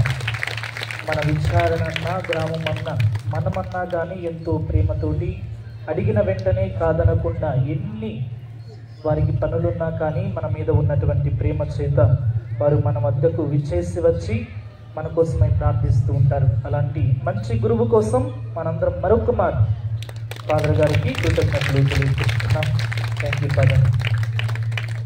ప్రియ సహోదరి సహోదరులారా, ప్రత్యేక విధంగా ఈ పరిశుద్ధ స్లీవ మార్గం ఈ సంవత్సరం మంచిగా జరగడానికి చాలామంది సహాయం చేశారు, కష్టపడ్డారు. ప్రత్యేక విధంగా ఈ పరిశుద్ధ స్లీవ మార్గం ధ్యానించేటటువంటి తరుణంలో కావలసినటువంటి సహాయాన్ని అందించినటువంటి వారు ప్రత్యేక విధంగా శ్రీలం శ్రీనివాసరావు గారి కుటుంబం 1000 ప్యాకెట్ల బటర్ మిల్క్, జాలాది ఆనందరావు మణిమ్మల కుటుంబం 2000 మాజా ప్యాకెట్స్.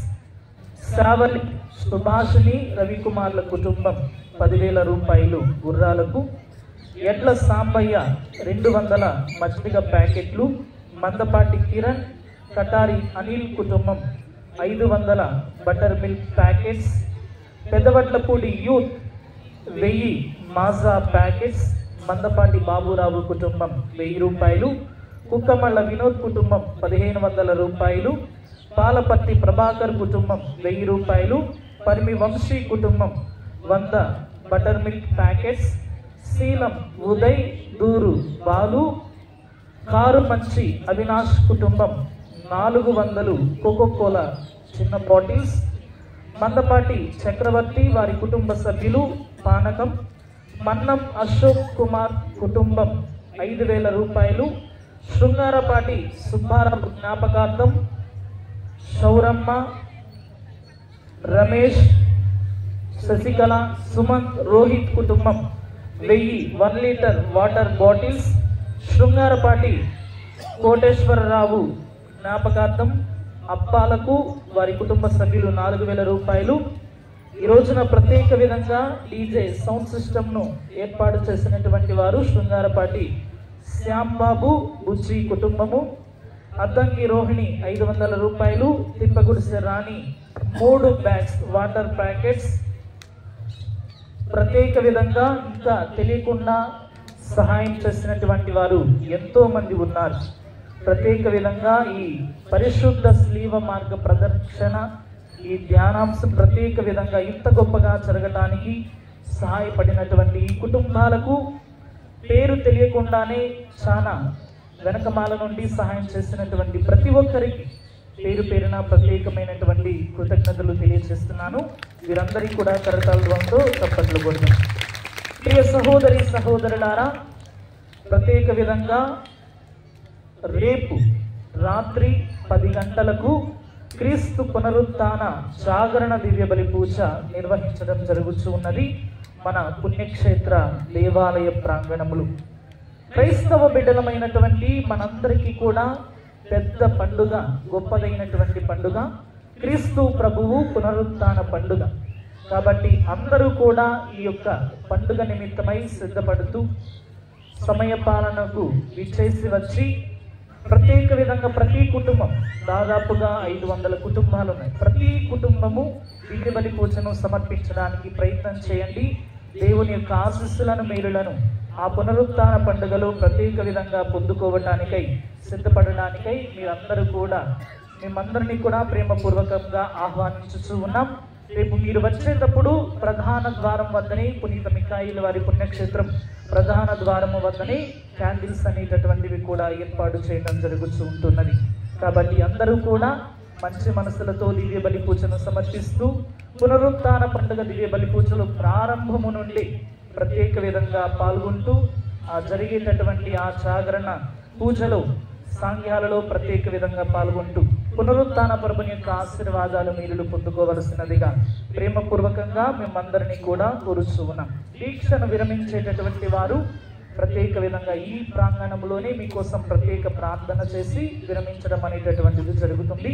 కాబట్టి దీక్ష విరమించాలనుకున్నటువంటి వారు ఇక్కడే ఉండగలరని కోరుచూ ఉన్నాం. God bless you. దేవుడు మేమందరినీ దీవించి కాచి కాపాడునగాక.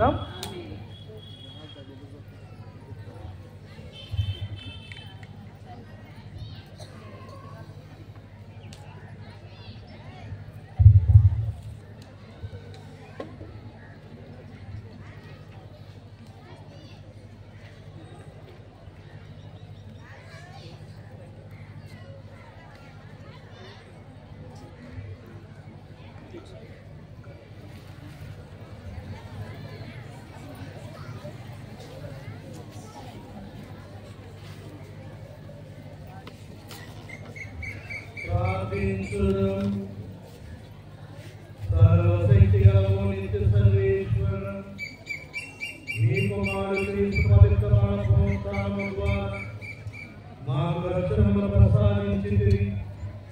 ఈ రక్షణ కార్యంలో భాగస్వాములమైన మేము దీని అనుకూలంగా మా జీవితం అమలు పట్టుకోవడం భాగ్యమును అనుగ్రహించి ఈ మీ కనికర పూజ కార్యము మా యందు భద్రపరకు మా నాథుడైన క్రీస్తు ద్వారా ఈ మనవిని చేయుచున్నాము.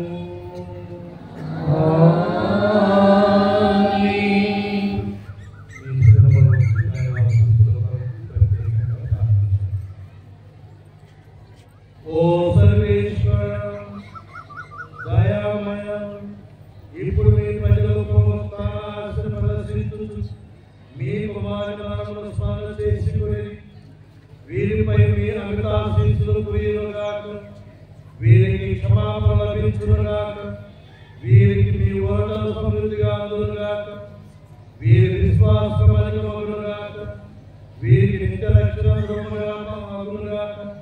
మా నాథుడైన క్రీస్తు ద్వారా ఈ మనవిని చేయుచున్నాము.